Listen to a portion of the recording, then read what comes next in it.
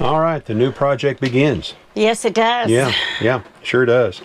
And what we're talking about is it's time to make some changes in our battery bank situation right here. And if you'll notice, first off, I guess I need to say, when we first put this together, this is the first time we'd ever done anything like this. And Marvin was just simply telling me, you know. Marvin was sitting in that doorway saying, Yeah. do this, Bill, do this, Bill, Yeah. do this, Bill.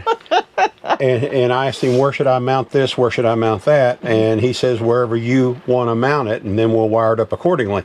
And so what happened was, because I wasn't thinking about how I would have to be servicing this, if you'll notice here, all of these items, all of the peripheral things, I like to call them, the camera's upside down right now. Hopefully I can fix that in post, we'll see.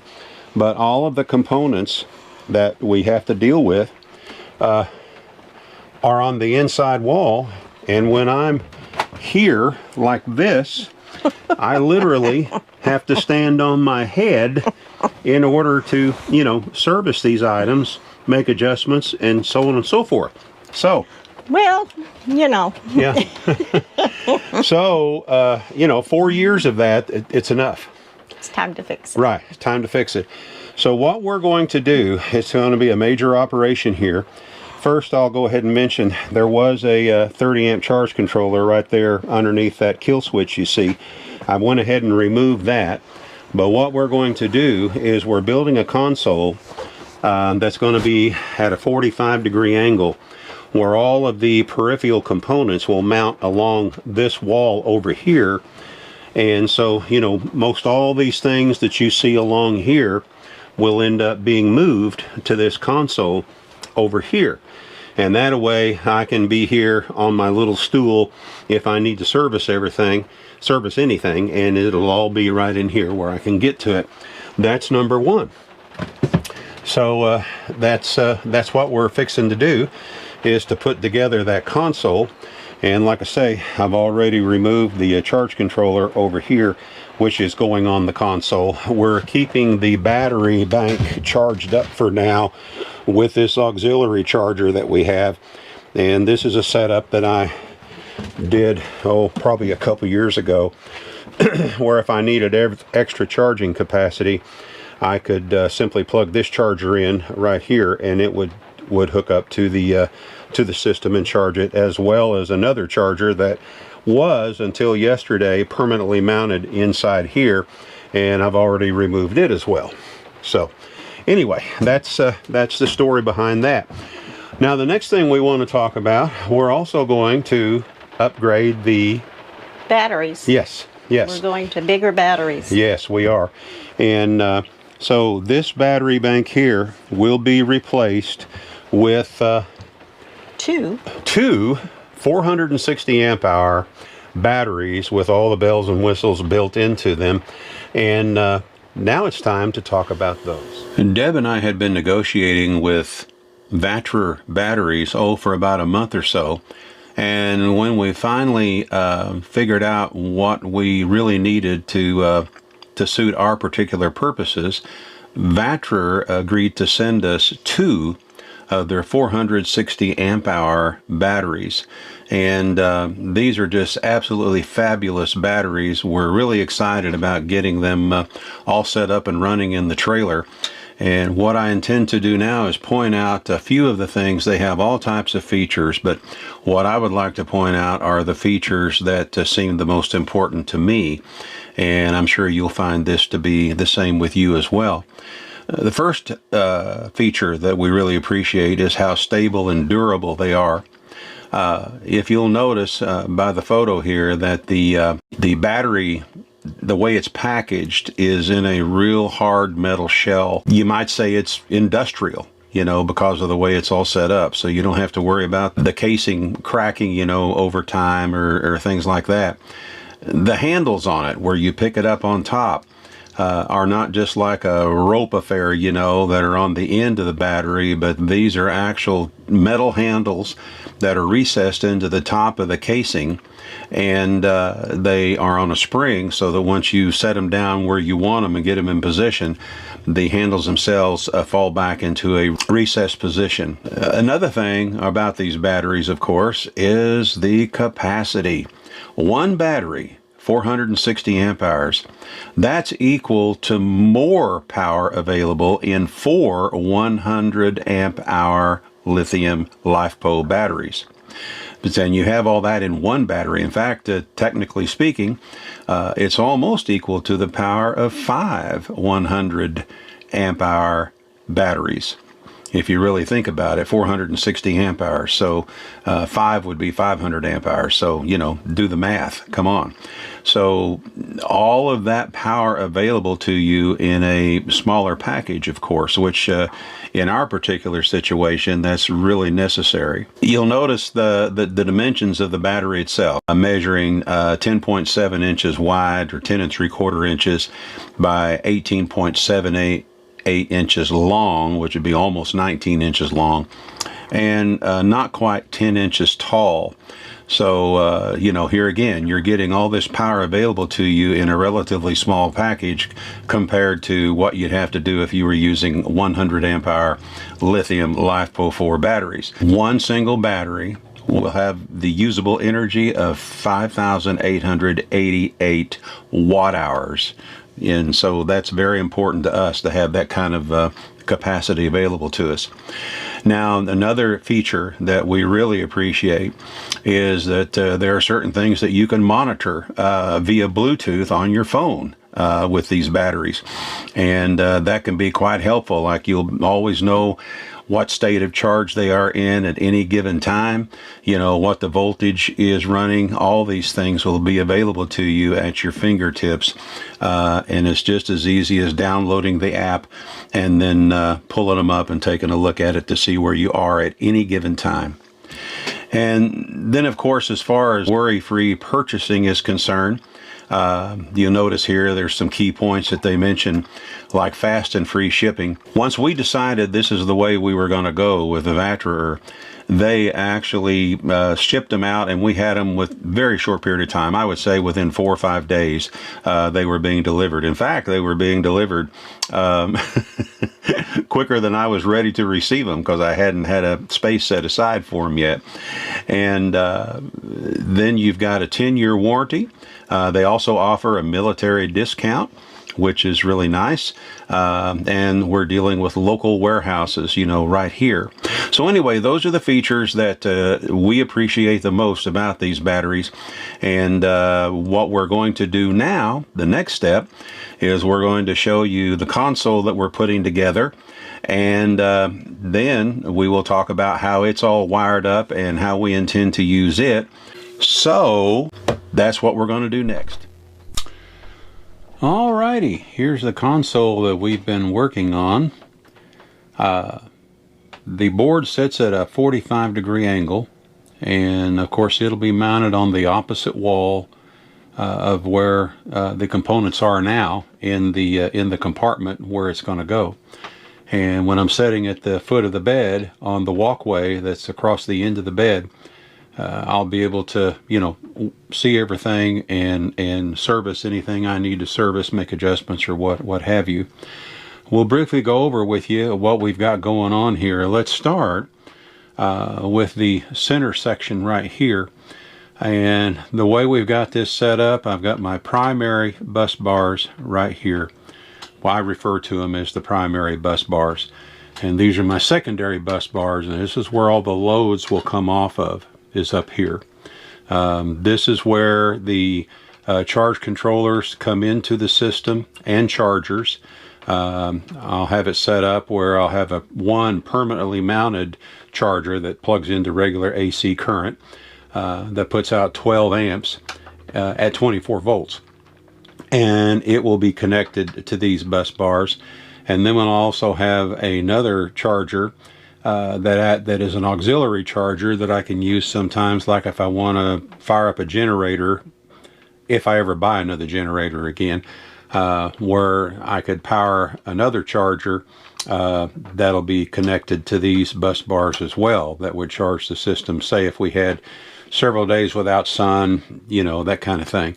So anyway, that's where all these things connect. And if you'll notice, I do have a 30 amp charge controller right here. Now what this 30 amp charge controller is going to be connected to are the 4 200 watt panels we have sitting on top of the trailer. Those panels are wired in series parallel, and of course then they're going to come down and hook into the charge controller right here at these inputs right here. And the wiring is already run for those, of course, because that's what we did originally. Now those panels that we have on top of the trailer right now are earlier technology, you might say, and eventually I intend to replace those panels with 4 400 watt panels. And when I do that, I will be adding another charge controller right here, another 30 amp charge controller here.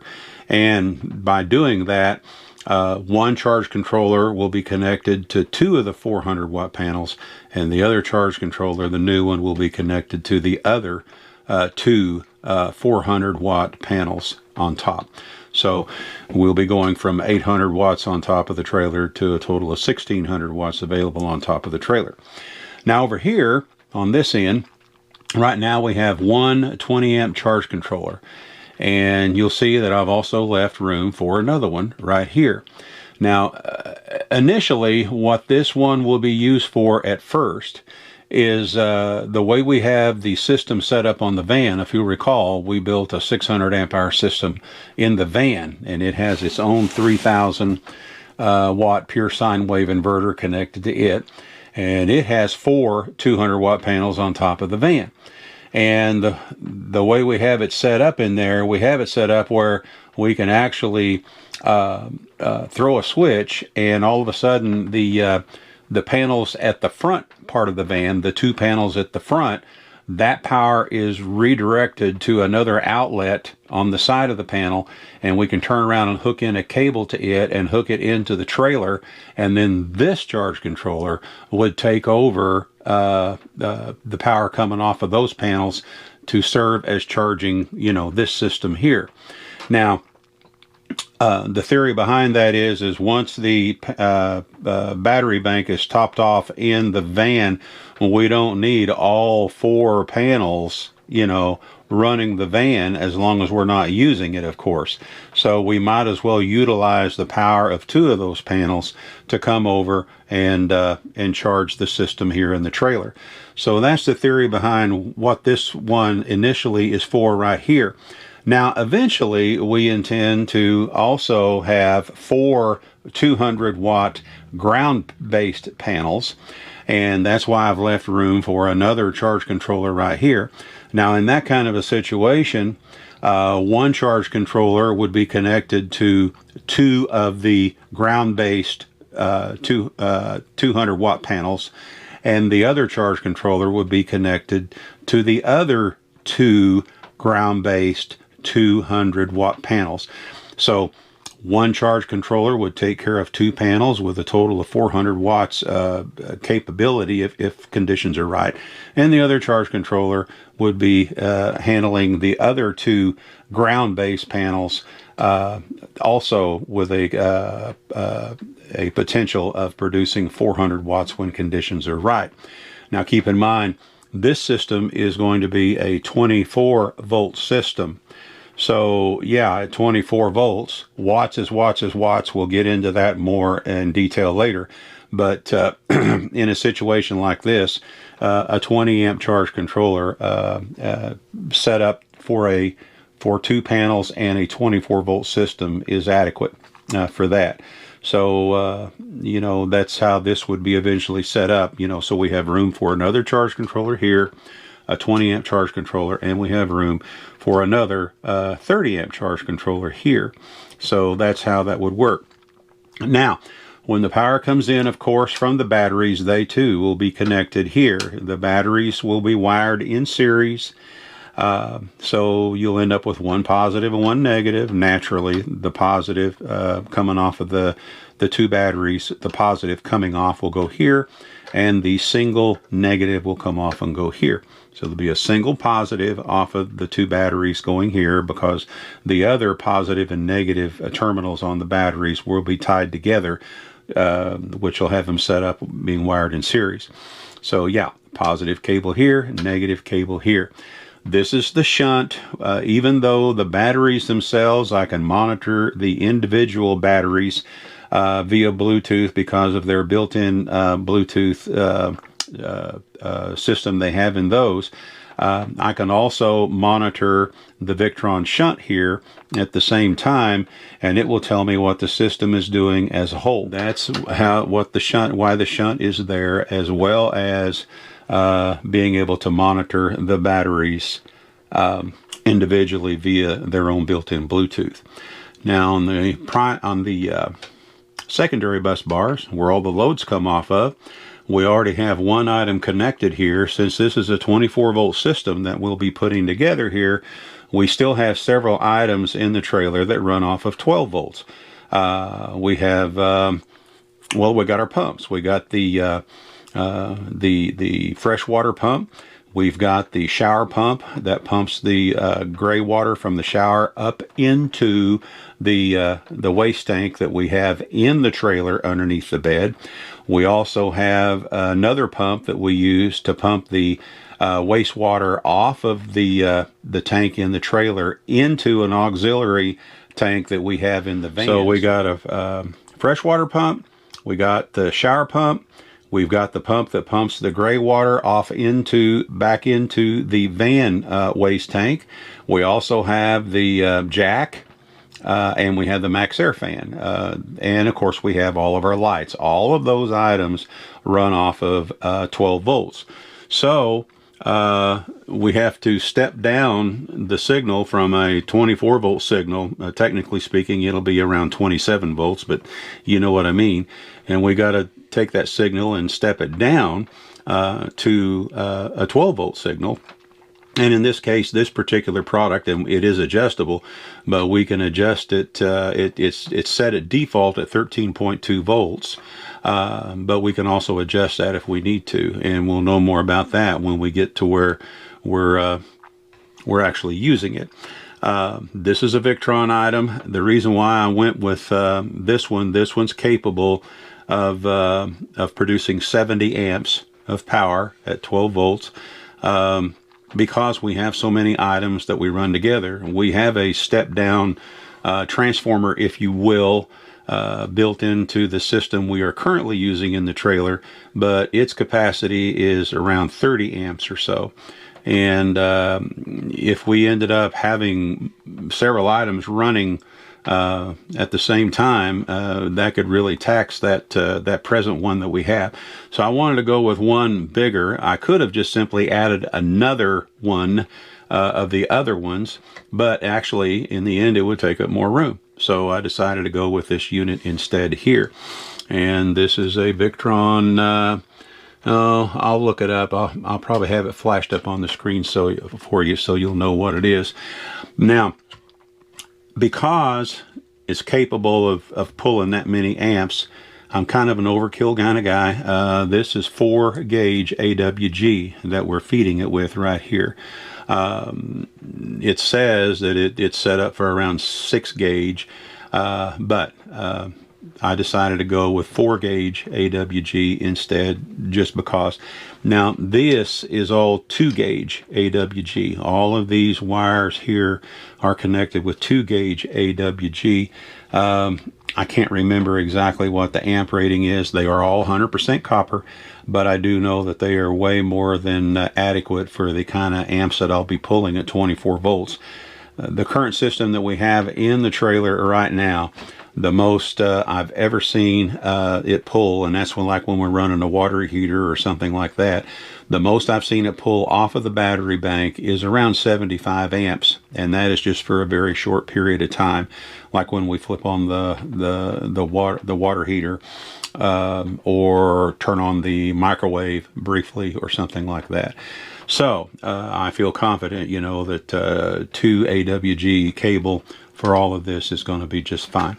So this is what we got going on. It's really pretty simple. By doing it this way, it makes it real easy to to bring your chargers into it to you know, charge, keep your batteries charged. We still have some more items to add there, like I say, like the 2 external chargers that will be going there, and then when we add, of course, the extra charge controllers, they too will be tied into this.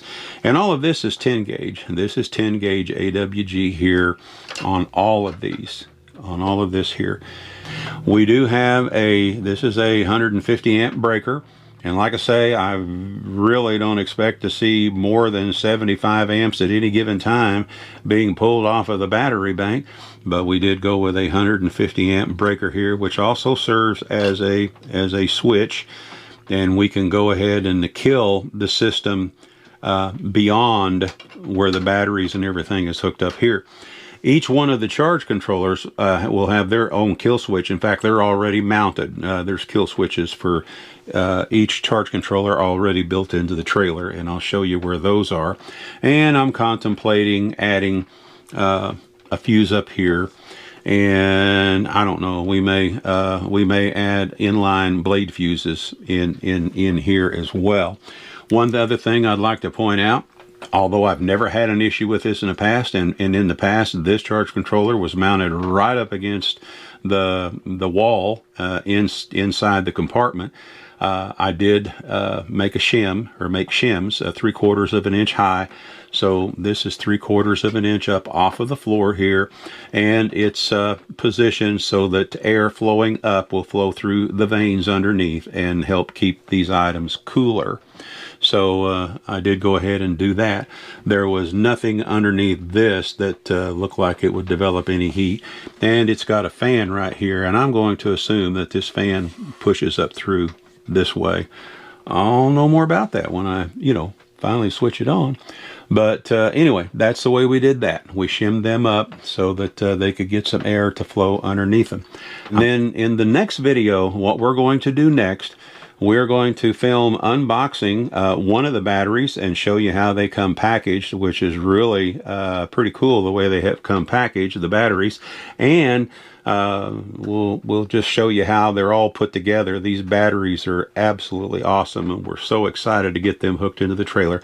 We'll also show you how we tied them together, how we hooked them into the system. And then the third video in the series will be, once everything is fully charged and ready to go, we will actually unplug from the service pole. We will fill our fresh water tank so that we'll be working right off of the freshwater pump in the trailer. We're going to mimic, if we're truly boondocking, once we start off with a full charge on the battery bank, and we're just gonna, and then we will document, you know, how well everything's doing. Hopefully we'll have some decent sun. Now, we're not in a great position here as far as exposure to the sun where we're parked right now, but once we get to the point where we're ready to shoot that particular video, the sun should be tracking a little higher in the sky, so that should make a difference as well. Alrighty, this is Bill. Dev is somewhere else right now, and you know exactly what I'm going to say. We're not camping, we're living. Y'all take care, get out there and go do some living. We'll see you again soon. Bye-bye.